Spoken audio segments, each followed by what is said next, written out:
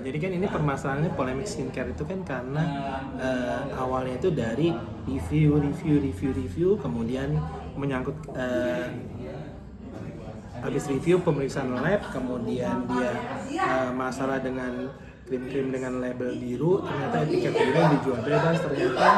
Kemudian akhirnya jadi ramai lagi karena ternyata owner-ownernya itu ternyata tidak terima, kemudian saling melaporkan. Nah jadinya jadi ramai ini sekarang gitu. Nah sebenarnya kalau review itu semua orang kan boleh mereview, jadi nggak mesti dokter, siapapun boleh mereview ya. Nah testimoni review itu aman, nggak masalah, boleh, asal dengan cara yang benar. Jadi kalau misalnya kita sedang memakai suatu produk, kemudian kita mereview produk tersebut, terus kita testimoni produk tersebut, kemudian kita bilang misalnya produk A ternyata tidak cocok di wajah kita, di muka kita, nah itu sebenarnya aman-aman aja, nggak ada masalah gitu. Nah yang jadi masalah kalau ternyata setelah review, kemudian produknya itu diperiksa di laboratorium, kemudian setelah itu hasilnya langsung diumumkan tanpa dilaporkan dulu ke pihak yang berwenang. Jadi maksudnya yang mau suka nggak suka, mau bilang kerjanya lambat, mau kerjanya apapun, di Indonesia itu yang berwenang itu adalah Badan POM. Jadi BPOM. Jadi mau nggak mau, begitu kamu menemukan sesuatu produk dengan kita periksa lab pribadi ternyata hasilnya kurang bagus, itu mesti dilaporkan dulu ke BPOM. Itu aturan di negara kita, mau suka nggak suka emang begitu. Nah setelah itu BPOM akan memeriksa lagi, kemudian setelah itu BPOM akan menentukan produk ini benar atau tidak. Jadi yang berwenang menentukan produk ini ditarik atau enggak, melanggar atau enggak adalah Badan POM. Nah untuk dokter atau siapapun yang mereview itu boleh sebagai kerjasama BPOM, atau misalnya sebagai dokter tuh boleh nge-review sebagai kepanjangan, jadi membantu BPOM dalam, bukan mengumumkan ya, atau bukan, tapi membantu BPOM untuk kontrol sosial, atau membantu, siapapun boleh ikut membantu BPOM untuk mengawasi produk-produk tersebut. Nah tapi untuk yang menentukan produk itu baik atau enggak, boleh ditarik atau enggak, atau ini melanggar atau enggak, isinya yang tidak benar atau enggak, itu hanya Badan POM. Jadi beda nih ya. Jadi udah jelas, satu, Badan POM yang berwenang menentukan produk ini adalah benar atau tidak, bagus atau enggak, kemudian apakah melanggar apa enggak, atau ingredientnya itu benar atau enggak, isinya itu sesuai atau enggak, overclaim atau enggak, itu Badan POM. Nah untuk membantu Badan POM untuk mengawasinya itu boleh siapa aja, dokter boleh, sebagai masyarakat boleh. Jadi mereka boleh membantu Badan POM untuk mengawasi. Caranya tadi, misalnya mereka menemukan sesuatu yang tidak baik, dilaporkan ke Badan POM, tetap nanti Badan POM yang mengumumkan gitu. Nah hal tersebut itu SOP yang benar. Nah jadi banyak keributan karena ternyata tidak dilaporkan ke Badan POM tapi diumumkan sendiri. Nah ini sebenarnya kasus begini nih, Badan POM itu maksudnya melakukan menentukan SOP seperti itu untuk melindungi si dokter-dokter itu sendiri, influencer, dokter-dokter itu sendiri, dan owner skincare juga sebenarnya lebih aman. Kenapa? Karena kalau misalnya kayak gini kasusnya, otomatis kan jadi kemungkinan polemik untuk timbulnya masalah hukum itu besar sekali. Jadi otomatis begitu timbul masalah gini, si ownernya skincare kan belum terima, mereka akan melaporkan pencemaran nama baik, jadi panjang ya.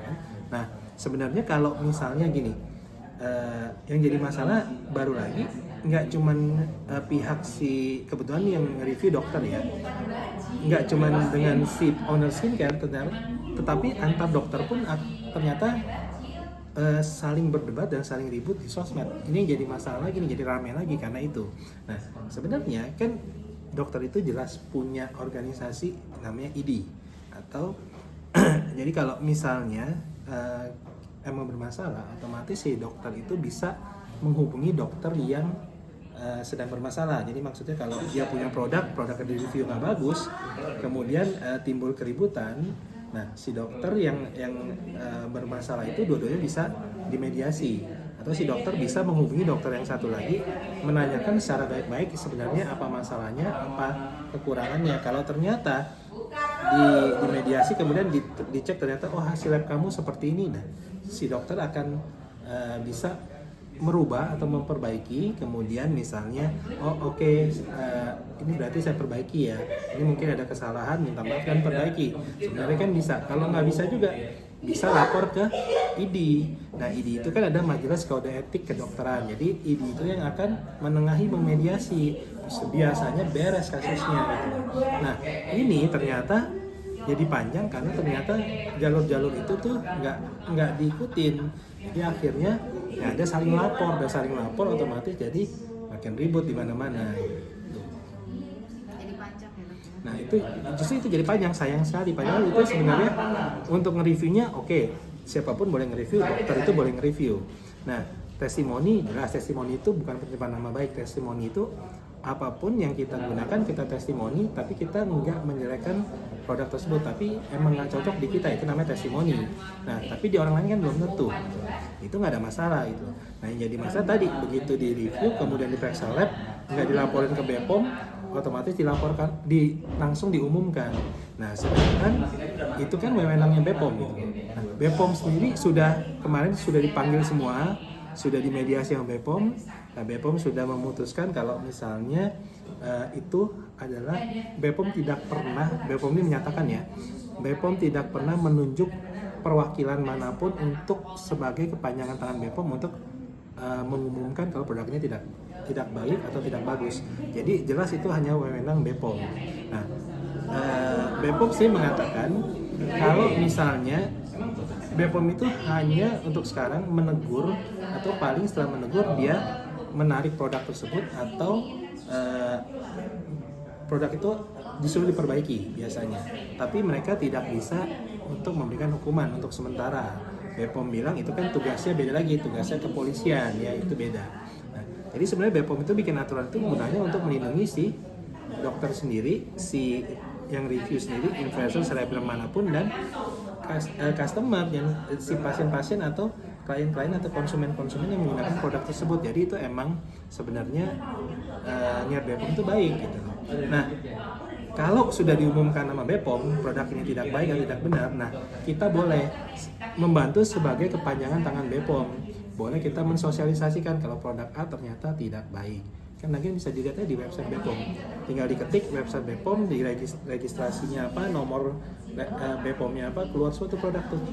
Nah jadi kalau mau lihat produk ini benar apa enggak, tinggal masuk website BPOM, ketik aja nanti keluar semua gitu.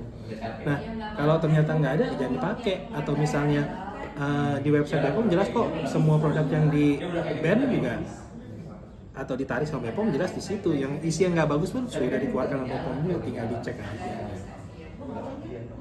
Tapi dok, jadi hal kayak gini kan